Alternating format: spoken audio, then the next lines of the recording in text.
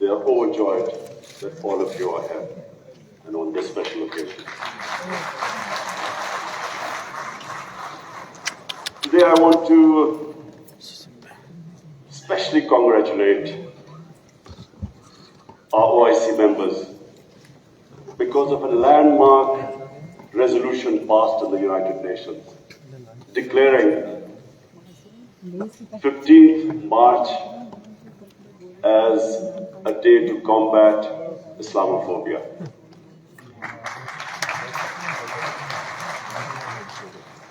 But I want to remind people why 15th of March. 15th of March was a day when a gunman walked into a mosque in New Zealand and shot dead 50 people. Why did he shoot them? Because he felt that all Muslims were terrorists. Where did this Islamophobia grow and was allowed to keep growing? After 9/11. What happened after 9/11? Unfortunately, this narrative of Islamic terrorism, Islamic radicalism, this narrative went on unchecked. Respected foreign ministers, I have spent a lot of my life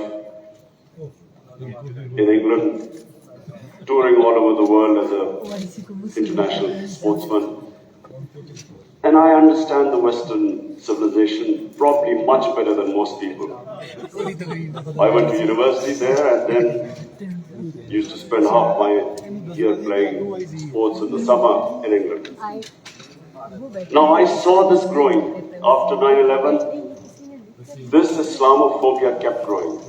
And the reason was, I'm sorry to say, that we, the Muslim countries, did not do anything to check this wrong narrative. How can any religion have anything to do with terrorism? How was Islam equated with terrorism? And once that happens, how is the man in the street in Western countries, how is he supposed to differentiate between a moderate Muslim and a radical Muslim? How can he differentiate? Hence this man walks into a mosque and shoots everyone he could. Unfortunately, what should have been done and wasn't, the heads of Muslim countries should have taken a stand on this. But instead, a lot of our heads of state kept saying things like, well, we are moderate. The moment you say you're a moderate Muslim, you automatically say that there is some extreme form of Islam. Our head of state at the time, after 9/11, he coined a phrase called enlightened moderation. I understand English better than most. I still don't know what it means. Enlightened moderation was a term to appease those who were relating terrorism to Islam. And unfortunately, as a result, there was this perception that there are different types of Islam. There's some radical Islam, there's some moderate, there's some liberal Islam. There is only one Islam. Islam of our Prophet Muhammad sallallahu alaihi wasallam. There is no other Islam. In human communities, in every human community, you have your moderates, you have your liberals, you have your conservatives, you have your fanatics. Every human community has that. The man who walked into the mosque in New Zealand clearly was not a normal person. So, but why no other human community was branded with their religion? 1.5 billion people branded by these terms. And there always should be self-criticism, because that's how you improve. Unless you analyze your mistakes, you can't improve yourself. So that was the biggest mistake we made. We did not challenge this narrative. And guess who suffered? Muslims living in Western countries. They kept suffering. Because any incident would happen, any terrorist incident by a Muslim immediately meant that every Muslim became branded. When 9/11 happened, I still remember, people were petrified in Pakistan that I hope there was no Pakistani involved. How could we be responsible? How could whole community be responsible for some fanatical deed by some extremists? So therefore, this was it was one of the worst periods for Muslims living in non-Muslim countries. And then,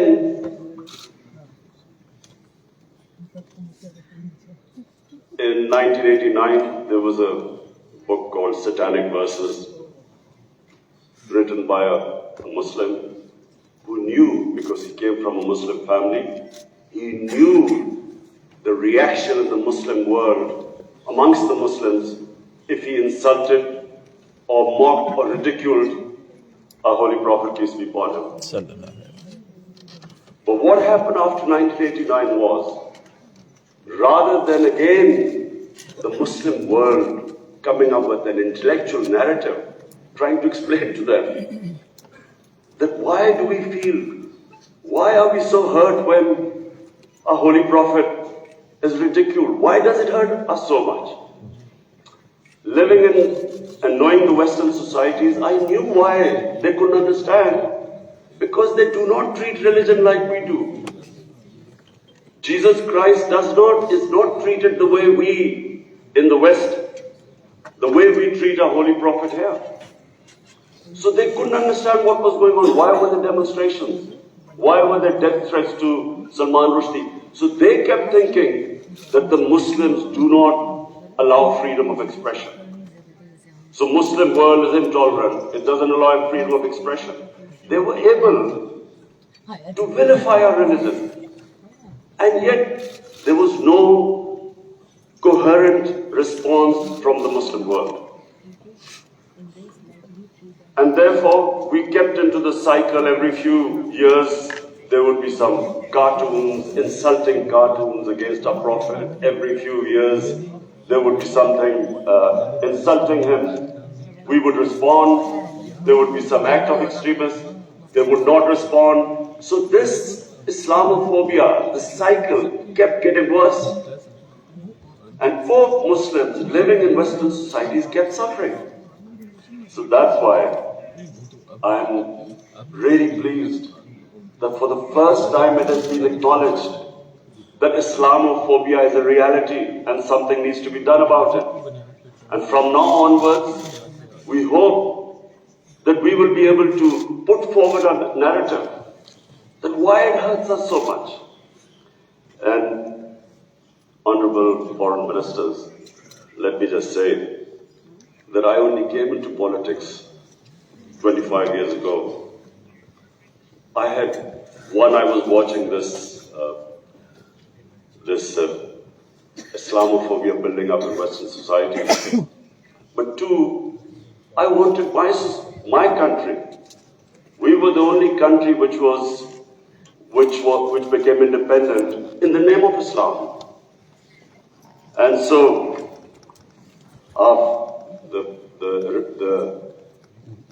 the objective resolution of our founding fathers was to make an Islamic welfare state based on the state of Medina. So I came into politics 25 years ago because that was my goal. And just in this August gathering, let me just say, in the history of mankind, there was never a more just and humane state. Unfortunately, our children don't know about it. Even we in Muslim countries don't know that the modern state our Prophet created. Forget about Western countries or non-Muslims. How would they know about it when we ourselves don't understand that he created a state which laid the foundation of one of the greatest civilizations in human history for the next few hundred years. And that foundation was laid in the state of Medina. So what was that foundation? This is again what most people don't understand. And I'm glad that Foreign Minister Wang Yi is here, because I want people to understand what was it that caused this great revolution, one of the greatest revolutions of all times.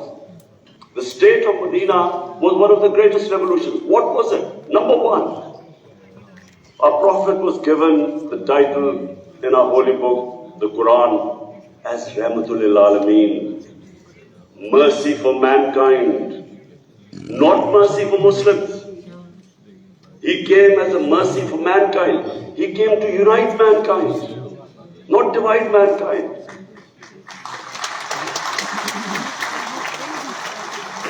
Allah for Muslims is Rahmat, Rabbul Alameen, not Rabbul Muslimeen. We do not understand, we Muslims don't understand the great mission our Prophet came in this world for, to unite humanity. The Charter of Medina was signed with Jews, with Christians, with Sabians, and with pagans. All became part of a human community. We don't even realize that in 10 years which the Prophet came to Medina and then he left this world, people think that it was, through conquest and through the sword. Hardly anyone knows that in these 10 years, there were only about 1,200 people who were killed in battles. In these 10 years, 1,200 people died and Islam spread all over Arabia. So it was a revolution of ideas. He created a new system. The state of Medina, he created the best rule of law. The basis of a civilized society is rule of law. He's saying that even if my daughter commits a crime, she will be punished. No one is above law. He's saying that many nations before you have been destroyed, where the powerful crooks were exempted, were given immunity, and poor crooks were put into jail. If you look at the world right now, Excellencies, I can tell you, just look at all the poor countries. Look at the countries which have poverty. There will be one thing in common. They cannot catch the white-collar criminals. They only end up putting petty criminals in jail. This is the biggest problem which our Prophet, peace be upon him, predicted almost 1,500 years ago. The developing world is poor, not because they lack resources, because they cannot put the powerful criminals in jail.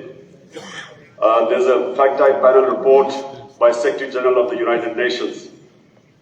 According to this report, and this will shock all of you, that every year, $1.6 trillion leave the poor countries and end up in tax havens and into developed world.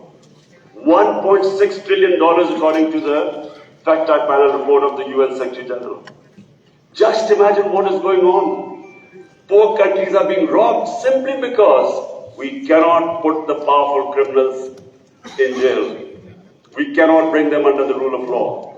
This is what our Prophet predicted. And this was the state of Medina where he set up this system of rule of law, no one above. And two of the first four Khalifas, two of the first four heads of state of Medina ended up in court of law. And one of the most revered and respected figures of Islam, who was the fourth Khalifa, he loses a case against a Jewish citizen because the judge refused to accept the testimony of his son. This was the justice system there, which laid the foundation of this great civilization. So what does it show? Number one, that minorities were equal citizens. They were equal citizens in front of law. There was no discrimination. Secondly, it shows that a common citizen could win a case against the head of state. No one was above law. This is 600 years before the Magna Carta was signed in England, which was the beginning of the democratic struggle of Britain. And it took them years before they could actually bring their head of state under the rule of law. This is what happened to the state of Medina. It was ahead of its time. And then it was the first welfare state in the history of mankind. Compassion, humanity. It was a state which took care of its weak, its orphans, its widows, its poor people. It was the first time pensions were introduced in the state of Medina. They took care of the old people. A compassionate state. A state where they wanted to please the Almighty. How do you please the Almighty Allah? By looking after His human beings, especially the weak. This is what happened in the state of Medina. And today, I feel sad whenever I go to Scandinavia. I see what a welfare state should be all over the Muslim world. Look at humanity there. Look at the way they look after the weak. In fact, sometimes I'm sad because they look after the animals better than some of us look after our human beings. And remember, He's Rahmatul Alameen, so whoever listens to His message, whichever human community will prosper. It doesn't matter because for all humanity, He brought the message of mercy. If you look at Switzerland, in the rule of law index, Switzerland is 99%. 99%. So with hardly any resources, it is one of the most prosperous countries in the world. So as I said, anyone who goes by the model of the model of Medina will prosper. And then quest for knowledge.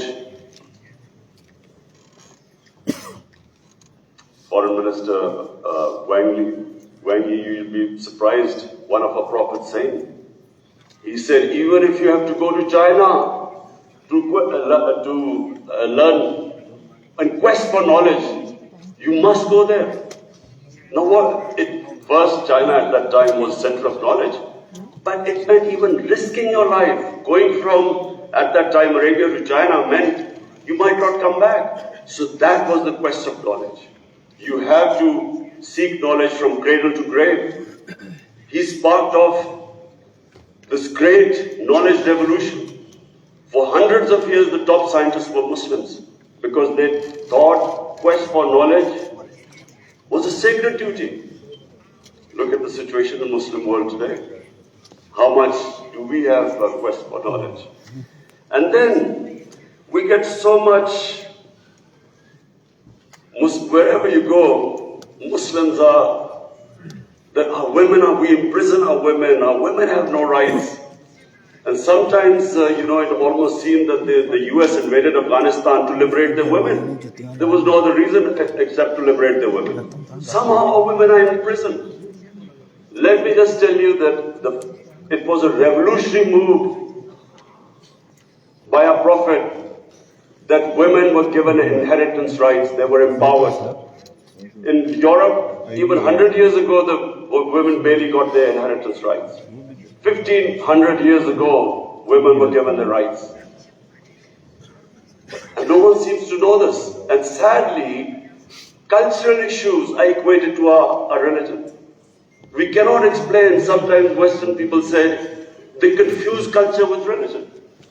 I'm sad to say in Pakistan, we discovered 70% of our women do not get inheritance rights. So we have especially had to pass law to enforce that women must get their inheritance rights. This is 1500 years later. And no one knows this. Slaves, honorable foreign ministers, nowhere in human history has this happened. that slaves became kings.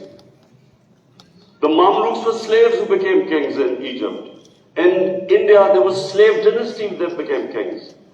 Why? Because the Prophet said, treat your slaves as family members. Best to free them, if not, treat them as equal family members.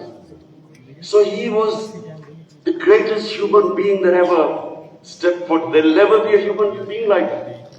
Anyone close to the Prophet became leaders. If you read the book, The Arab Conquest, everyone became a leader. Whoever was near the Prophet. And our generations don't understand that, and neither have we been able to explain to anyone else.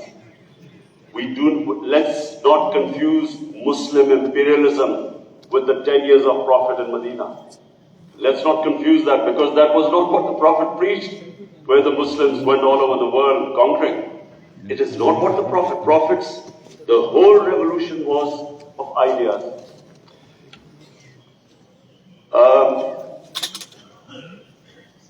Honorable Foreign Ministers, one of the ideas of OIC is to protect Islamic values.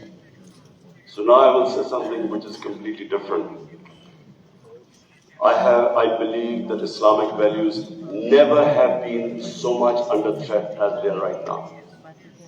And I bring this to this August assembly because when I became the Prime Minister, I asked the police chief, asked him what the crime chart. I was amazed to note that sex crime, child abuse and rape is the fastest growing crime in this country. So we did further investigation. We discovered that the mobile phone, the sort of pornographic material available on the mobile phone to children, this has never happened in human history. So the material available is causing havoc in our society without us knowing. Parents don't know what's happening when the child goes into his room or something. They don't know what he's watching on his mobile phone. It is very important that this August forum, we should plan how to combat this, because it is already having a huge impact. We have a rise in divorces. We all know that the more vulgarity, the more a society gets permissive, it has a direct impact on the family system. One of the most important things about Islam is that our religion protects the family system. We have values like we respect parents, we have respect for our teachers, but the culture that is coming through, social media, we really need to think carefully, how are we going to protect our generations? I have formed in Pakistan a Rahmatullahi Alameen authority of scholars. The whole purpose is how are we going to give an alternate point of view to our children, cartoons. How do we, because children get influenced from that age onwards. How do we strengthen our children against this unpredictable social media revolution? How do we know where it is going?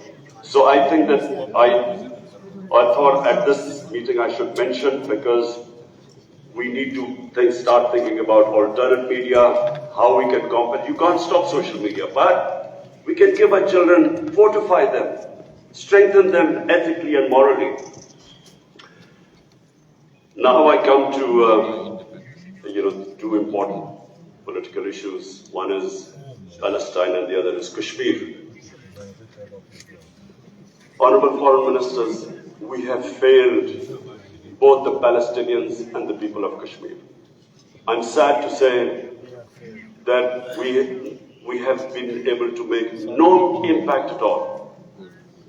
They don't take us seriously. We are a divided house, and those powers know it.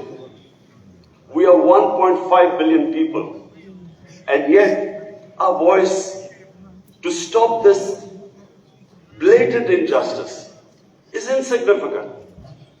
We are not talking about conquering some country. We're simply talking about the human rights of the people of Kashmir and Palestine, the international law which is on their side, United Nations Security Council resolutions that back their right. In Kashmir, the international community promised them the right to decide their own destiny through a plebiscite. That right was never given to them. In fact, this special status of Kashmir was taken away illegally by India on 5th August 2019. Nothing happened because they feel no pressure. They feel we can make a resolution and then, back to our usual business. I'm not talking about altering our foreign policies. All of us countries have our different foreign policies. But on core issues, I'm asking the OIC that unless we have a united front, we will keep these abuses will happen. Like in Palestine, it's daylight robbery going on in Palestine. The only hope I have is now because of social media, first time in Western countries, there's awareness of what's going on to the poor Palestinians. That is so far much more than the OIC. It's the mobile phone and the spread of information of the injustices being done to the Palestinians. That is the best, at the moment, the best way to protect them, not us. In Kashmir, it's a war crime, according to the 4th Geneva Convention, to change the demography of an occupied land. India is changing the demography of Kashmir by making the Muslims from a majority to a minority, by bringing in settlers from outside. This is a war crime. Yet no one has pushed about it. Neither India has pushed nor Israel, because they think we are ineffective. So, Honorable Foreign Ministers, let me just say that the way the world is headed, I'm afraid it's headed the wrong way. There's a Cold War almost started. There is a chance of world being divided into blocks. We 1.5 billion people, unless we are united, unless we take a united stand, we'll be nowhere. As what I'm scared to say where the future is headed right now. Before I come to Ukraine, I just want to talk about Afghanistan. It is extremely important that we stabilize Afghanistan. After 40 years, and no nation has suffered as the people of Afghanistan. 40 years of conflict. Finally, there is no conflict going on.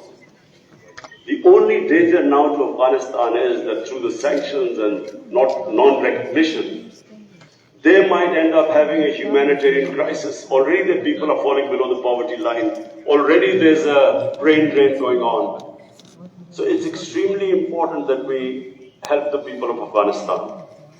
And I say this because a stable Afghanistan is the only way, I repeat, it's the only way we are going to be able to stop international terrorism from Afghan soil. No other country is going to be able to do it. Let's not be delusional that some other country will come in and sort of through drones or something fight terrorism. It's not going to happen. The only hope is a stable Afghanistan government that can take care of international terrorism. I want to add a word of caution. Anyone who knows the Afghan character should be cautioned that please do not push the people of Afghanistan to do things where they feel that their sovereignty is being threatened. They are very proud, independent-minded people. They have always fought for their sovereignty for hundreds of years. They do not like the idea that someone is dictating to them. So I would caution that let's help them, let's encourage them, let's get them involved in the international community. And I believe that the people of Afghanistan are strong enough to evolve and go in the right direction. But please let's remember that the Afghan character does not like outside interference. And finally, I come to Ukraine. I'm, like I think everyone here and the rest of the world, we're all worried about what's going on there. May I suggest that the OIC, during its discussions, the foreign ministers, we should think about how we, who represent 1.5 billion people, how we can mediate, how we can bring about a ceasefire, how we can try and put an end to the conflict. I'm going to meet His Excellency Wang Yi after this. And I want to discuss how maybe OIC along with China, how we can all step in and try to stop this conflict, which is going to have, if it keeps going the way it is, it will have great consequences for the rest of the world. I have already, as the head of the government here, I can tell you that we're already suffering. Oil prices have gone up, gas prices have shot up, wheat prices have gone up because of this war. And if this keeps continuing, this is only going to get worse. So therefore, we should, all the countries which are non-partisan, we are in a special position to be able to influence this conflict. So as I said, I would want the foreign ministers, Shah Mahmood Qureshi, please discuss with the other foreign ministers, and I will discuss with His Excellency, the Chinese foreign minister, how we can all, as a bloc, OIC and China, how we can influence the events in Ukraine and stop this and have some ceasefire and resolve this conflict. Lastly, honorable foreign ministers, let me again say what a pleasure it was to welcome you to my beautiful country. I want to end by saying, again I repeat, that the world is moving in a direction which is sadly worrisome for all of us. In bloc politics, in Cold War, and let's just 1.5 billion people, we keep underestimating the strength we have. Somehow we lack self-belief. As a sportsman, I can tell you that a team that has self-belief will defeat a team that is far more talented but doesn't have self-belief. We don't have self-belief. We somehow look to others to help us and get justice. But as where the world is headed, it is extremely important that we get united and on certain core issues take a stand. And let's not be dragged into blocks, into the conflicts. We should stay as a bloc and show our power in bringing about peace rather than becoming part of some conflict. Thank you very much.